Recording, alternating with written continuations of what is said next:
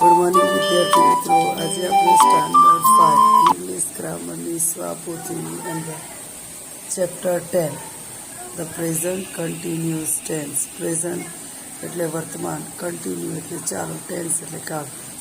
The present continuous tense એટલે કે ચાલુ વર્તમાન કાળ.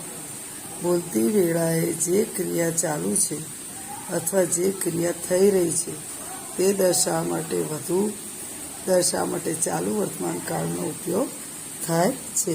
એટલે કે વિદ્યાર્થી મિત્રો, અત્યારે હું તમને વિડીયોમાં ચેપ્ટર 10 શીખવાડી રહી છું, એટલે કે ભણાવી રહી છું ને, એટલે મારી ક્રિયા કેવી છે, તમે ક્રિયા ચાલુ છે, તમને વિડીયોની અંદર ભણાવવાની ક્રિયા ચાલુ છે.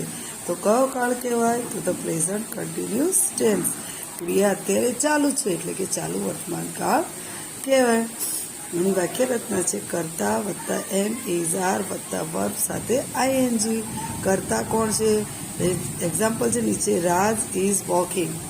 જો કર્તા રાજ, એમ ઇઝ આર ટુ બીનું ક્રિયાપદનું રૂપ ઇઝ આવશે, કારણ કે કર્તા એ શું છે? ત્રીજો પુરુષ એકવચન છે. ઈ રાજ સાથે ઇઝ આવે, એકવચન છે એટલે. પછી છે વર્ક, એટલે શું છે? ક્રિયા વોક. એની પાછળ શું આવશે? આઈએનજી, એટલે વોકિંગ. રાજ ચાલી રહ્યો છે. એક્ઝામ્પલ જોઈશું, આઈ એમ પ્લેઇંગ અ ટેનિસ નાઉ. હું અત્યારે ટેનિસ રમી રહ્યો છું, એટલે કે રમવાની ક્રિયા ચાલુ છે. પછી છે second example, Raj is eating an apple. Raj સફરજન ખાઈ રહ્યો છે. We are learning English. Learning એટલે શીખવું. અમે અંગ્રેજી શીખી રહ્યા છીએ. એટલે કે વિદ્યાર્થી મિત્રો, જે ક્રિયા ચાલુ હોય અત્યારે તે દર્શાવવા માટે ધ પ્રેઝન્ટ કન્ટિન્યુઅસ ટેન્સ વપરાય છે. એને એક્શન વર્ડ જોઈશું. સ્ટેન્ડ, ઊભા રહેવું તો થશે સ્ટેન્ડિંગ. વોક એટલે ચાલવું, વોકિંગ ચાલી રહ્યા છે. જમ્પ એટલે કૂદવું, જમ્પિંગ એટલે કૂદી રહ્યા છે. થ્રો ફેંકવું, થ્રોઈંગ ફેંકી રહ્યા છે. કેચ પકડવું, તો કેચિંગ પકડી રહ્યા છે. કિક લાત મારવી, તો કિકિંગ. ઈટ ખાવું, તો ઇટિંગ. ડ્રિંક પીવું, તો ડ્રિંકિંગ. લાફ હસવું, તો લાફિંગ.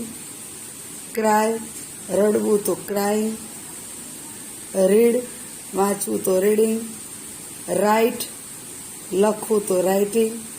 પુશ ધક્કો મારો, તો પુશિંગ. પુલ ખેંચવું, તો પુલિંગ. ઓપન એટલે ખોલવું, તો ઓપનિંગ. ક્લોઝ બંધ કરવું, તો ક્લોઝિંગ. ક્લાઇમ્બ તો ચડવું એટલે ક્લાઇમ્બિંગ. સીટ બેસવું, તો સીટિંગ. સ્કીપ દોડવું કૂદવું, તો સ્કીપિંગ. રન દોડવું, તો રનિંગ. ક્લેપ તાલી પાડવી, તો ક્લેપિંગ. ડાન્સ નાચવું, તો ડાન્સિંગ. વિદ્યાર્થી મિત્રો, આપણે ધ પ્રેઝન્ટ કન્ટિન્યુઅસ ટેન્સમાં તમે જોયું, પાછળ આપણે નિયમો જોઈ ગયા છીએ કે ભાઈ જેની છેલ્લે સ્વર આવતું હોય તો સ્વર કાઢીને આઈએનજી લગાવવાનું. જેમ કે અહીં છે ડાન્સ, ક્લોઝ, તમે જોયું ને, જો ક્લોઝ છેલ્લે ઈ સ્વર છે તો કાઢીને શું લગાવી દેવાનું? આઈએનજી.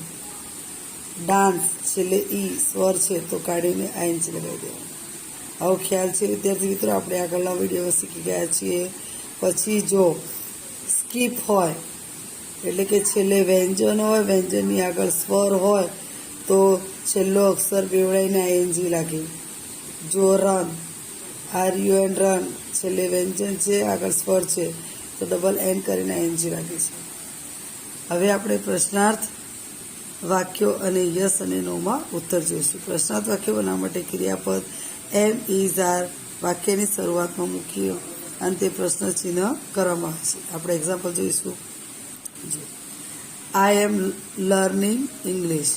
હું અંગ્રેજી શીખી રહ્યો છું. ક્રિયા રહી છે કે રહ્યો છું, ક્રિયા કેવી છે? ચાલુ છે. હવે પ્રશ્ન વાક્ય બનાવવું હોય તો એમને આઈના સ્થાને અને આઈને એમના સ્થાને મૂકવાનું, અને છેલ્લે પ્રશ્ન ચિહ્ન. જો એમ આઈ લર્નિંગ ઇંગ્લિશ, છેલ્લે પ્રશ્ન ચિહ્ન. જો શું હું અંગ્રેજી શીખી રહ્યો છું? જો યસમાં ઉત્તર હોય તો શું કહેવાનું? યસ પછી અલ્પવિરામ. Yes I am learning English. હા, હું અંગ્રેજી શીખી રહ્યો છું. અને ટૂંકમાં કહી શકાય છે કે યસ આઈ એમ, હા હું શીખી રહ્યો છું. નોમાં ઉત્તર આપવો હોય તો નો આઈ એમ નોટ લર્નિંગ ઇંગ્લિશ, ના હું અંગ્રેજી શીખી રહ્યો નથી. અને ટૂંકમાં ઉત્તર આપવો હોય તો નો આઈ એમ નોટ, ના હું નથી શીખી રહ્યો. એ જ રીતે બીજું છે હી ઇઝ રનિંગ, તે દોડી રહ્યો છે, એટલે કે દોડવાની ક્રિયા કેવી છે? ચાલુ છે. પ્રશ્ન વાક્ય બનાવીએ તો ઇઝને હીના સ્થાને, હીને ઇઝના સ્થાને, તો ઇઝ હી રનિંગ, આઈ કેવો થઈ જશે? કેપિટલ. જો આવે ઇઝ હી રનિંગ, છેલ્લે પ્રશ્ન શું તે દોડી રહ્યો છે? Yes he is running, full stop. હા, અને જો ટૂંકમાં કહેવું હોય તો યસ હી ઇઝ, હા તે દોડી રહ્યો છે. નોમાં એટલે કે નકારાત્મકમાં આપવું હોય તો નો હી ઇઝ નોટ રનિંગ, ના તે દોડી રહ્યો નથી. અને ટૂંકમાં કહેવું હોય તો નો હી ઇઝ નોટ, ઇઝ નોટનું ટૂંકું રૂપ ઇઝન્ટ કે અથવા નો હી ઇઝન્ટ બી લખી શકો તો, અથવા હી ઇઝ નોટ પણ લખી શકો છો. ત્યારબાદ છે વી આર ઇટિંગ એપલ્સ, અમે સફરજન ખાઈ રહ્યા છીએ.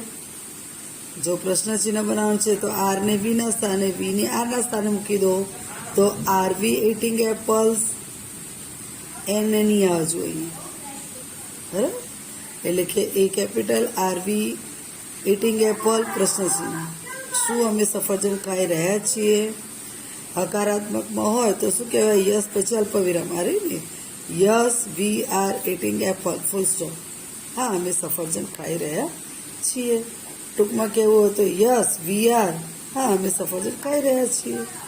નકારાત્મકમાં નો પછી અલ્પવિરામ, no we are not eating apple, ના અમે સફરજન ખાઈ રહ્યા નથી. ટૂંકમાં કહેવું હોય તો નો વી આર નોટ, ના અમે નથી ખાઈ રહ્યા.